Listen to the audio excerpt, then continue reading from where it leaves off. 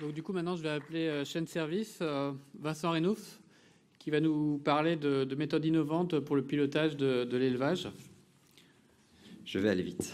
Bonjour à tous, merci à Thibaut, Sébastien, Aurélien et Frédéric de nous permettre de venir présenter une innovation de la société Chaîne Service. Alors pour présenter rapidement Chaîne Service, c'est une petite société qui vient d'être créée dans le groupe Chaîne et Compagnie.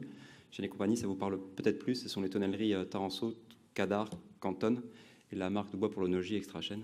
Donc Chaîne Service a pour vocation de développer des outils de pilotage de la vinification et de l'élevage. Donc, un des outils qu'on a développé, c'est la mesure des capacités antioxydantes, la CAOX. Donc, effectivement, ça va peut-être faire écho un peu à la présentation précédente sur une autre réactivité des composés phénoliques, qui est une réactivité électrochimique. Donc, on s'est intéressé à l'oxydation parce que vous savez que c'est une vraie problématique, hein, c'est assez gênant pour les consommateurs. Et malheureusement, on se la cache un peu parce qu'on n'a pas encore aujourd'hui d'outils qui permettent d'appréhender la capacité d'un vin à résister à l'oxydation. Ou en tout cas, on n'en avait pas encore. Pourtant, il y a une forte capacité, il y a la possibilité de certains vins, de certaines personnes à résister à une oxydation. Certains hommes évoluent favorablement. Et aujourd'hui, ça, sur l'homme, on est capable de le mesurer. Les sportifs de haut niveau, aujourd'hui, subissent ce test-là, pas uniquement pour leur voir injecter des produits dopants, mais surtout pour voir comment, dans l'effort, ils sont capables de résister à un apport d'oxygène. Donc, on leur mesure le flux d'oxygène. Ici, c'est un hublot, un tuba qui permet de voir comment l'oxygène rentre dans leur corps. Et puis, ils ont tout plein d'électrodes qui les permettent notamment de regarder l'état oxydoréducteur du sang. Donc, on s'est dit qu'on allait faire un peu de même avec nos barriques, essayer de mettre des capteurs à différents endroits pour appréhender cet état oxydoréducteur d'un vin durant l'élevage. Donc, bien sûr, il y a eu un petit travail d'adaptation parce qu'il ne s'agissait pas d'utiliser tout à fait ces mêmes capteurs pour y arriver.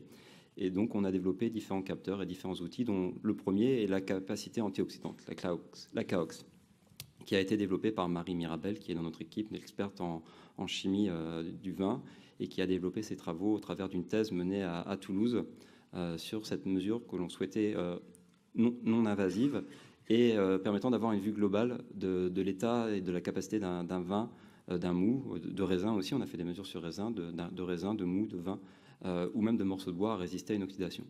Donc l'idée est simple, c'est de se dire qu'on va prendre l'échantillon, on va balayer le potentiel, on va partir d'un potentiel redox, d'un échantillon qui est à un instant T ici par exemple, et puis on va l'amener à différents potentiels. Et un antioxydant, qu'est-ce que c'est? C'est un antioxydant, c'est une espèce électrochimique qui, arrivée à son potentiel redox, va céder des électrons pour annihiler l'effet oxydant d'une espèce chimique, l'oxygène dans la majorité des cas ou d'autres espèces. Donc on s'est dit en fait qu'au fur et à mesure qu'on allait balayer le potentiel, il allait avoir des électrons qui allaient être cédés par les antioxydants. Donc il y a une première point d'inflexion qui est assez charismatique sur le voltammographe que l'on obtient lorsque l'on soumet un vin à cette analyse, qui est vraiment le début où le vin va s'oxyder. Et puis après, on voit cette intensité électronique, intensité électrique, donc qui est la quantité d'électrons qui sont relargués par ces oxydations successives, qui va augmenter jusqu'à même oxyder nos électrodes. Donc entre ces deux points d'inflexion, plus il y aura d'électrons cédés, plus ça veut dire que l'échantillon a des antioxydants. À chaque fois qu'ils auront atteint leur potentiel redox, ils auront relargué des électrons. Et donc plus il y a de courant électrique, plus il y a un potentiel antioxydant dans l'échantillon. Donc, c'est des mesures d'intensité de courant que l'on enregistre, des mesures que l'on exprime en ampères par centimètre carré. Centimètre carré, c'est la surface de nos électrodes de travail. Et ces intensités de courant donc, sont proportionnelles aux teneurs antioxydants. Donc, ça a été tout le travail de thèse qu'a encadré Marie avec l'école de Toulouse pour valider cette méthode-là et que l'on utilise maintenant dans les chais pour réaliser des mesures sur vin. Ici, une photo de Marie qui fait des mesures dans un chai durant le millésime 2016. Donc au départ, on s'est principalement intéressé à des thématiques tonnellerie, vous en doutez, étant donné notre existence et notre paternité avec le groupe Chaîne et Compagnie. On a regardé l'effet de différents contenants en comparant ce que pouvait apporter en capacité antioxydante un élevage dans un fût classique de 228 litres en Bourgogne face à un fût de 12 hectos, en regardant l'effet, ce que pouvait apporter un fût neuf sur un fût d'un vin, aussi pour confirmer ou appréhender des phénomènes que l'on pensait connus, mais en tout cas les quantifier. Bien sûr, plus la surface bois-vin est importante, plus le bois peut apporter des élagitanins et d'autres composés antioxydants, donc plus on confère de la capacité antioxydante au vin. De même, dans un fût neuf, il y aura plus d'apport de composés antioxydants. Ça sera contrebalancé avec un apport d'oxygène qui est lui aussi plus important dans le fût neuf, donc ce sera aussi l'intérêt de pouvoir mesurer en parallèle l'oxygène par un autre capteur que l'on présentera en fin de présentation. À la suite de ces travaux, donc, on a développé la Caox de plus en plus fréquemment sur le bois. Aujourd'hui, on est capable de trier aussi les bois en fonction de leur capacité antioxydante.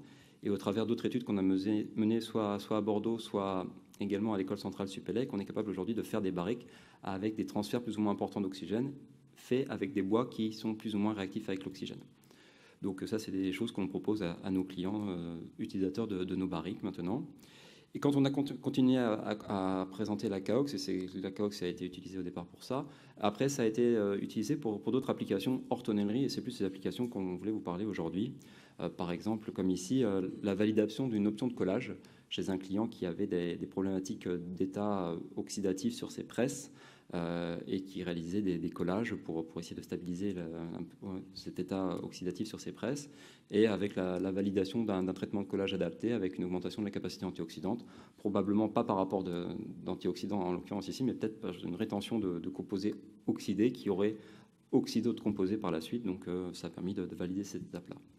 Un autre exemple de résultat, là aussi hors tonnerie, qui nous a semblé très intéressant, c'est comparer des obturateurs. C'est un client qui, dans le Médoc, sur le millésime 2009, venait d'avoir un nouveau marché à l'export en Asie et qui n'apprenait pas beaucoup cette commercialisation lointaine de ces vins-là. Donc il avait bouché une partie de cette production avec des bouchons qu'il utilise d'habitude pour les magnums.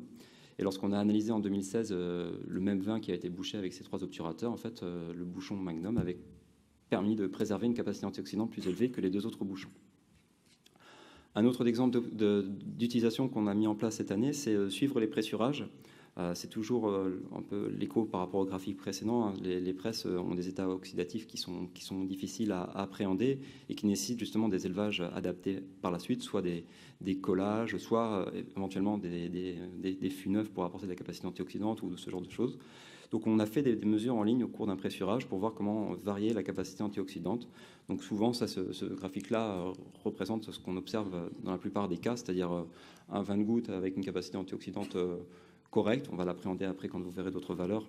C'est une capacité antioxydante relativement correcte. En début de pressé, on va avoir une capacité assez qui va baisser. Et puis on va remonter en capacité antioxydante avant de revoir le cœur de pressé redescendre. Donc ça permet, la suite de ça, peut-être corrélé à certains dosages de précurseurs liés à une oxydabilité aussi aromatique, de pouvoir associer des élevages adaptés à CP1, CP2 et voire à CP3. Alors, un autre, pour faire un peu redondant cette fois-ci avec l'effet millésime, là c'est plus un exercice, un petit jeu qu'on a réalisé avec certains clients, c'est de faire des verticales lors des analyses en 2016 de différents millésimes. Donc là aussi un exemple de résultats que l'on a généralement obtenus, donc en 2016, lorsqu'on a analysé des bouteilles de différents millésimes, plaçait le millésime 2010 comme étant un des millésimes les plus riches en capacité antioxydante. Le 2015, qui était lors des analyses en cours plus vers la fin d'élevage, mais qui n'était pas encore totalement abouti, présentait déjà une capacité antioxydante très très forte. Pourquoi on présente ce cru-là? En fait, ce cru-là, il a utilisé ces données-là parce que le 2011,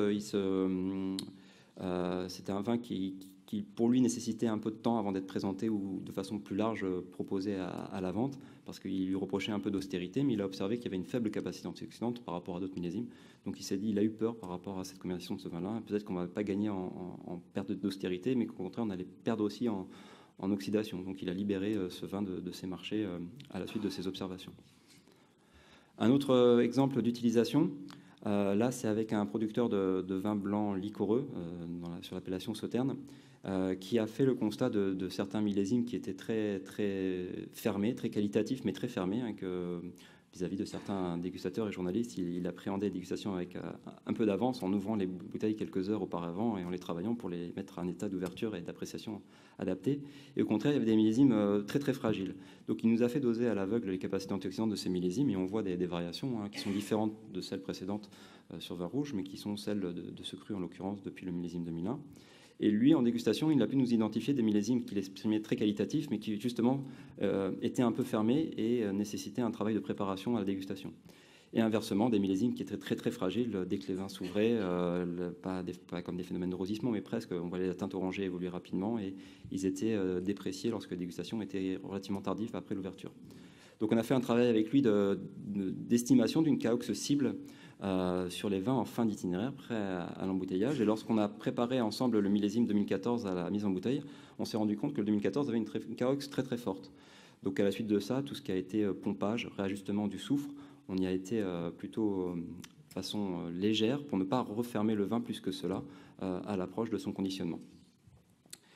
Et dernier exemple en termes d'écho par rapport à une conférence du millésime. Donc il a été dit plusieurs fois que le millésime 2016 était un millésime de qualité intéressant. Donc avec la Caox, voilà, comme c'est quand même un travail depuis quelques années qu'effectue Marie, et aujourd'hui avec Marie et Hervé, on a une base de données qui est relativement riche. Donc c'est vrai que les unités que vous avez vues et les résultats que vous avez vus, ampères par centimètre carré, ça ne parle pas forcément. Mais chaque fois maintenant qu'on fait une Caox, on fait appel à cette base de données. Et là, on a fait un petit jeu. Aujourd'hui, on a 2500, 2600 mesures disponibles. Et on a fait la moyenne de toutes les Caox des vins de Bordeaux fin de Malo 2016. Et effectivement, c'est assez intéressant parce que la Caox est bien supérieure à la Caox moyenne qu'on observait jusqu'à présent, fin de Malo lactique entre 2008 et 2015. Donc là, on a globalisé tous les millésimes. Il faudra regarder un peu plus en détail, peut-être avec 2010 par exemple, ou en fonction des appellations aussi. Mais c'est assez prometteur effectivement en ce début d'élevage. Donc voilà la capacité antioxydante. Donc c'est vraiment ces capteurs-là que l'on peut amener aujourd'hui au chai. Aujourd'hui, c'était des prestations qu'on faisait uniquement dans le laboratoire pour ne pas biaiser tout ce qui était échantillon. On peut être au plus près du vin. Puis on a développé aussi d'autres capteurs. Donc ça, c'est le tuba du sportif. Hein, c'est notre mesure de l'oxygène, du transfert d'oxygène. Aujourd'hui, on est capable de mesurer l'oxygène dissous dans un vin sans ouvrir la barrique. Donc c'est notre dispositif Chunox que vous avez en démonstration là-haut. On est capable de mesurer aussi le potentiel redox. Ça, c'est des capteurs que l'on utilise pour mesurer le potentiel redox. Donc là, en démonstration, on a les capteurs densité, mais par ces mêmes passe-parois, on est capable de mesurer le potentiel redox en ligne dans une barrique. Et puis un phénomène qui est important vis-à-vis de l'oxydation, c'est l'évolution de la couleur. Aujourd'hui, on est aussi un capteur non invasif qui permet de l'extérieur de la barrique mesurer la couleur du vin dans le contenant sans ouvrir la bonde, parce que l'ouverture de la bonde, effectivement, par rapport à tous ces phénomènes oxydatifs, est quelque chose qui perturbe le système. Donc voilà, n'hésitez pas à revenir si vous avez des questions sur le stand là-haut. J'espère que je n'ai pas été trop lent, mais merci beaucoup.